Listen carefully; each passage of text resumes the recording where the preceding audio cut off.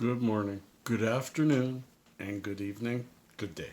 It's Gord, your hurtin' hippie. It is hump day. It is Wednesday. It means one more day, and my young man comes home from his camp. And I'm looking forward to it. It's hard to go that long without talking to my son. New to me. It's new to me, and I'm not doing well by it. I did well yesterday and the day before. I woke up this morning missing him like crazy. But you've read the title, you've seen the thumbnail, you probably want me to pitter patter and get at her.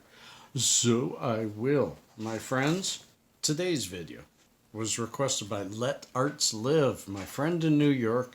How you doing? How you doing?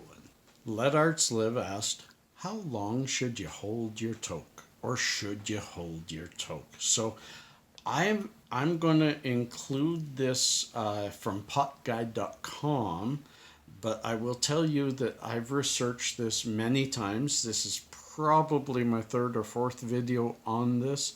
It's a good topic. It's a great question, and it's something that we should all know because we shouldn't be hurting our lungs. We should be doing the best we can.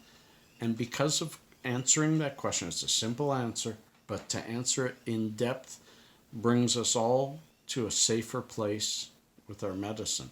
So the easy answer is don't hold your toke. Don't hold your toke. It's not good for your body. It's not good for your lungs. It's not good for your brain. But let's find out why. First, I'm going to read some of this because I think it's important. It's important to hear it from them, but you could read along with me if you check it out. First things first, we want to start by busting the myth that holding your hit for longer means you'll experience a better high. You might be thinking, actually, I do feel higher when I hold it longer. And yes, it's partially true, only because you're depriving your brain of oxygen, which means you're likely to feel lightheaded. It isn't a long-term addition to the high. It's a short-term, you've been holding in, and your body has already absorbed the oxygen it could take. And now it's absorbing carbon monoxide, and your brain's going to get a little lightheaded. A 1997 study determined that our lungs can only take in so much, 5 to 6 mils of oxygen per minute to be exact. And Australian studies indicate 95% of the THC in cannabis is absorbed within the first few seconds of inhaling. So no matter how deep you breathe or how long you hold, there's a limit. So holding your breath longer is not giving you more THC. It just is not. And consumption methods matter. The way you toke. I've seen people just, and then they're holding that. The better way, the better method is to take it and then go. Fill your diaphragm. I'm a woodwind instrument.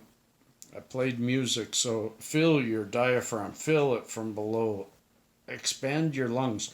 What you do there is you create more lung surface, more bronchi for the lungs to actually absorb. It's that material, it's that lung. The more of it that's exposed to the smoke, the more it can absorb in that first few seconds. So take it really deep in and just let it go, because by that time you've held it for about 3 seconds. Bioavailability is an important note. Bioavailability is the process where substances are absorbed by tissues and organs, or rather how likely is for the molecules and cannabinoids to pass through the gastrointestinal tract liver filtration system and then be put to work. Smoking delivers cannabinoids at an average of bioavailability of 30%, where edibles deliver at a bioavailability rate of 5%. So smoking will get you more, but it doesn't last as long. This is also why edibles take much longer to kick in. They have a longer process to go through the body. It says this about holding in your hits. Cannabinoids from combusted cannabis are absorbed rather quickly, so holding your hit too long will result in unwanted absorption of the smoke and the tar. In fact, approximately 88% of combusted smoke gases contain non-cannabinoid elements. Only 12% of your smoke has cannabinoids in it. The rest is bad stuff. And that's where it goes on to say cannabis that is vaporized. And I've said this before. I've mostly stopped smoking the green because it's not good for my lungs. Cannabis that is vaporized or dabbed, on the other hand, is cleaner and contains less tars and other non-cannabis elements. It's also perceived much safer than smoking. Some say that nearly 95% of cannabinoids are inhaled through vaporization, but when looking at bioavailability, it's about the same as combusted cannabis.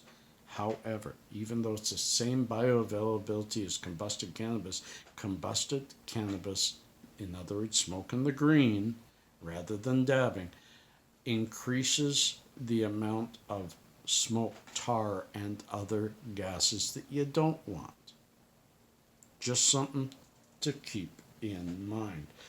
And then it goes on to say, if you really want a little bit more, don't hold longer, breathe deeper. Breathe deeper. And you know what? Us smokers have better lungs. Cannabis smokers, not cigarette smokers. And one thing to help yourself is, and I do it all the time, probably 100 times a day, is whenever I think of it, I breathe in slowly and long. 7 or 8 seconds breathe in and let it out 7 or 8. And I do that 4 or 5 times in a row.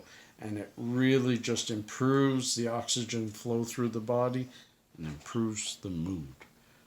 So friends, let arts live. Thank you for asking.